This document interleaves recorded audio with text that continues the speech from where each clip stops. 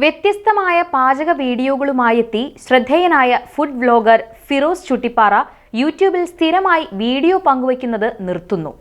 ഫിറോസിന് യൂട്യൂബിൽ 9 മില്യണിലധികം ഫോളോവേഴ്സ് ഉണ്ട്. എന്നാൽ യൂട്യൂബ് വീഡിയോ മാത്രമായി ഇനി മുന്നോട്ട് പോകാൻ സാധിക്കില്ലെന്നും അതുകൊണ്ട് തന്നെ യൂട്യൂബിൽ സ്ഥിരമായി വീഡിയോ പങ്കുവയ്ക്കുന്നത് നിർത്തുകയാണെന്നും പ്രഖ്യാപിച്ചിരിക്കുകയാണ് ഫിറോസ്. ആളുകൾ പ്രധാനമായും ഷോർട്സിലേക്കും റീലുകളിലേക്കും തിരിഞ്ഞിരിക്കുകയാണ്.